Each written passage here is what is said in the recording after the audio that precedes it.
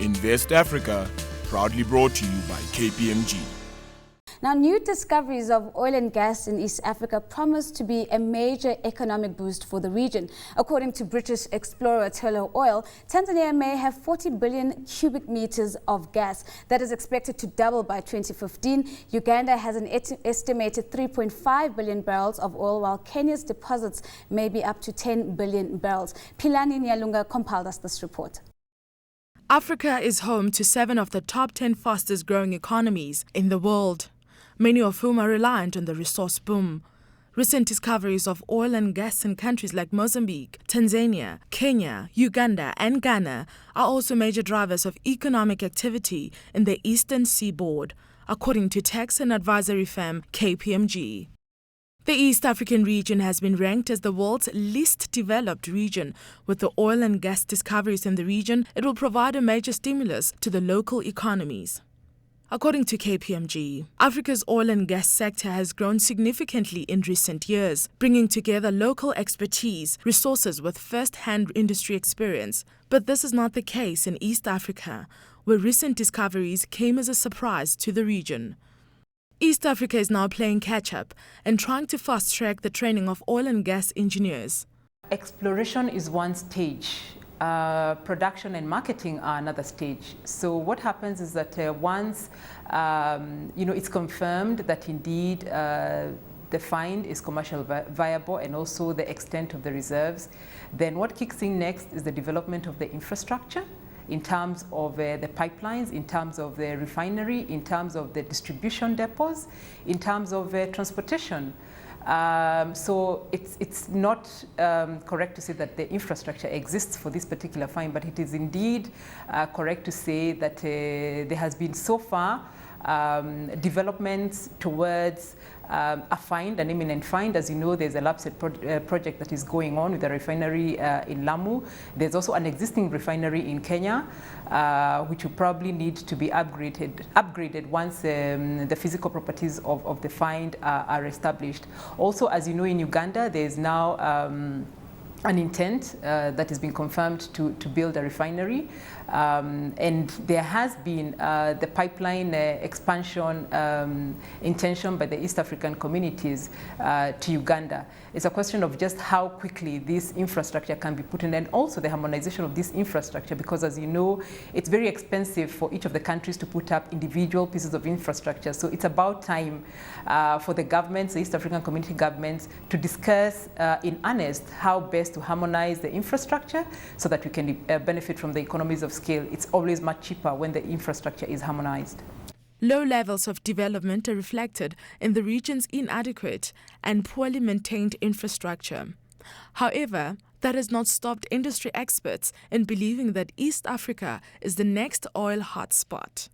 The new oil and gas finds boosts interest in and the potential of East Africa. However, for the region to maintain that standard, it has to upgrade and maintain its infrastructure base. Philani Nyalunga, CNBC Africa, Johannesburg. Joining me now in studio to take a closer look at regional opportunities in the oil and gas sector in East Africa is Mohammed Baba. He's with Oil and Gas at Standard Bank, and Dr. Duncan Clark, Chairman at Global Pacific and Partners International Limited. And in our Nairobi studio, we're joined by Mwenda Nyaga, CEO at Oil and Energy Services Limited, and that, of course, is in Kenya. Gentlemen, thank you so much for making the time to join us. Let me first come to you, Duncan. Are the finds in East Africa significant enough to begin to label this region as the new oil and gas frontier? Well, it is a new oil and gas frontier. The discoveries have been emerging over a period of about 8 or 9 years. There's nothing sudden about this. In Uganda, the oil was first discovered in 2006. There's been the very fortuitous offshore gas discoveries in Mozambique and Tanzania. So there's a incipient potential long-term boom in mind. It is a frontier zone. It has its challenges, and it will make potentially a significant material economic difference to the region as a whole. But it is important to realize that there are also other places in the world. This is a global game, and that the countries should be very careful to remain competitive in this arena as well. Let me first maybe come to you, Wenda. I mean, understanding that with Kenya, we still have that question of the commercial viability of some of the finds. Where does Kenya stand in terms of progressing towards that state? Well, you know, from the recent announcements by the oil exploration companies that have made the discoveries, they have mentioned that they think they have passed the commercial threshold of, you know, that would determine whether they are going to develop these resources or not. However, they have not yet declared commercial discoveries in terms of that they are able to produce these resources, you know, profitably.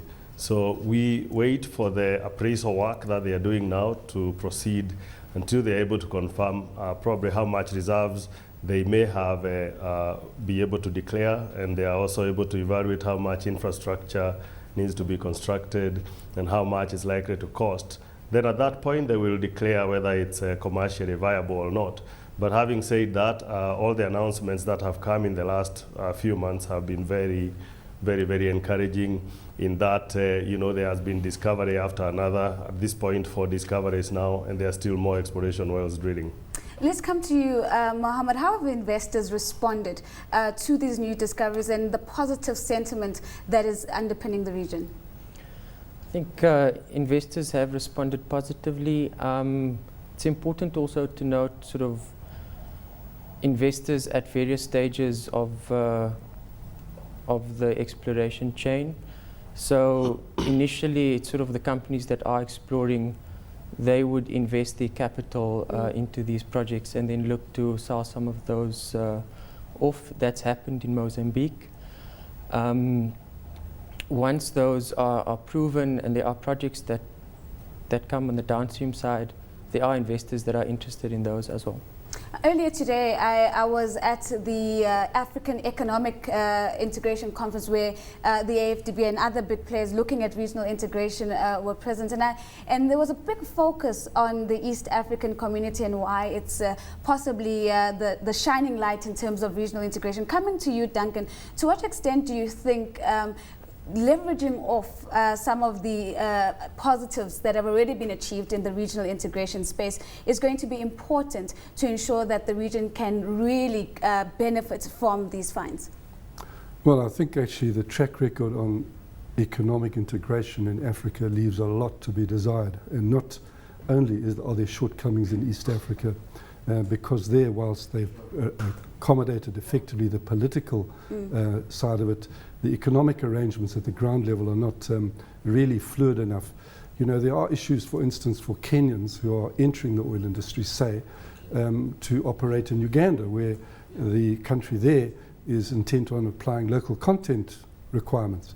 And there's a sort of to and froing that goes on. So in regard to the oil industry, this is a chance, effectively, an opportunity that they could work together better. This is an industry that requires cooperation. There is the need for cross-border pipelines, particularly if you plug in South Sudan. But you know, in each case, the national interest is a very powerful force. Right. And you're not going to always find everything ceded to the neighbor merely because they've signed an MOU or an arrangement to profess harmony on economic integration. Let me come to you, Mwenda. I mean, Duncan raises an important point where he says national interests may and oftentimes supersede the benefits of tapping into a regional integration. From where you sit, and also let's think about Uganda, which is landlocked, which is about 1,300 kilometers from the port in terms of getting some of those finds onto cargo ships. What are some of the key challenges to regional integration that the region is facing? I think probably one of the biggest challenges is that each of these countries involved in the East African community are both very young economies, emerging economies at different levels of development.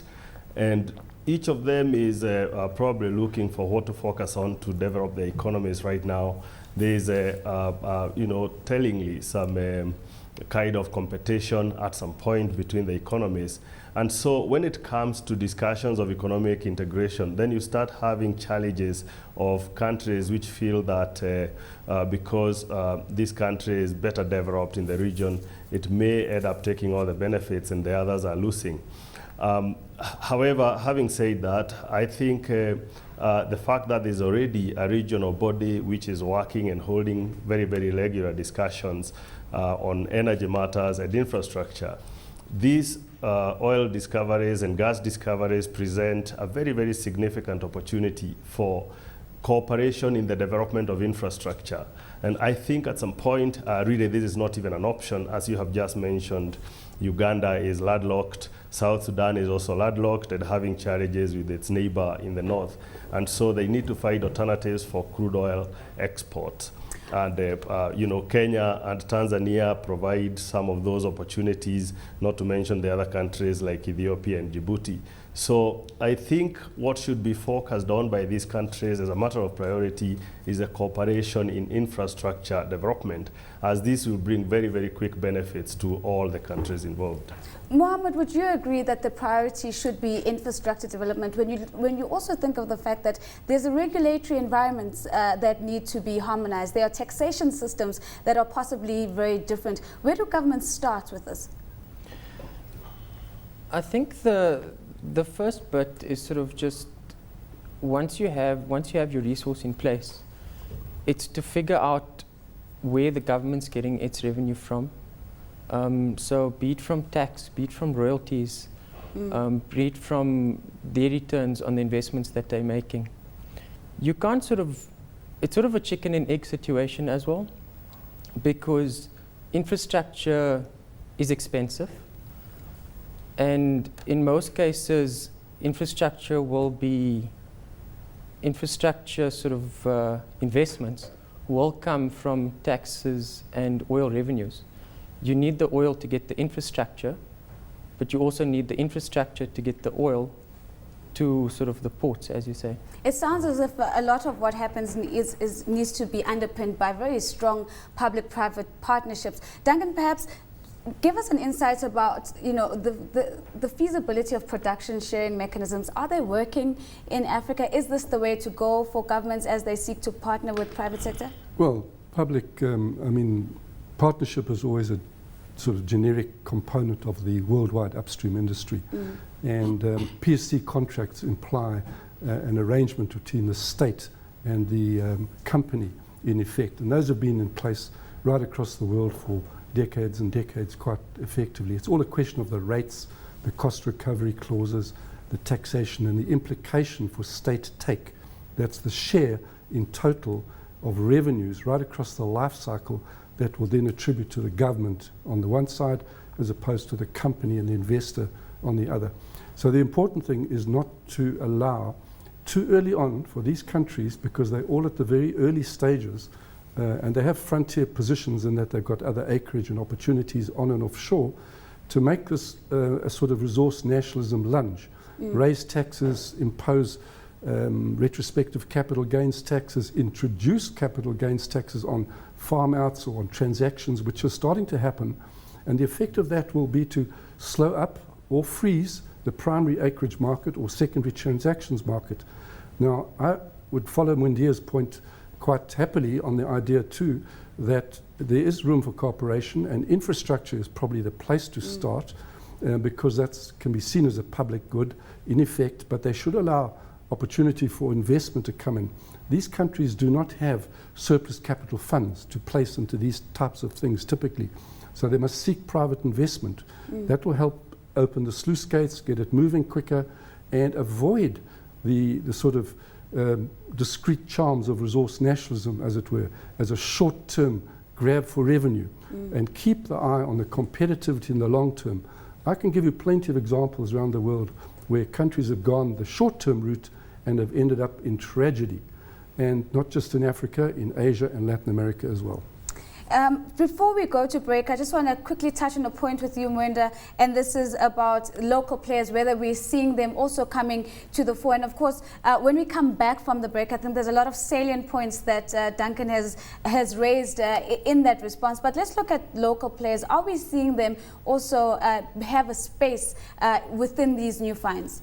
Yes, and again, as in any other place where the industry is very, very young, And locally the industry is, especially in Kenya, the industry is just a couple of months old, if not maybe 2 years. The place to start is probably in providing some services to the industry, and the local players have the opportunities of trying to join the industry and provide some services, starting with the very, very basic services that they are used to, like logistics and catering and accommodation and that kind of opportunities. However, if they really want to get involved in participating in here and being part of the game, they have to start crafting ways of joining the big league of technical service providers in the oil field, and eventually joining the oil and gas explorers and producers as oil companies. However, this is certainly going to take time, and that is why we must take a very, very long-term view and start laying the foundations that can develop the local players, systematically to be able to play it big in the industry.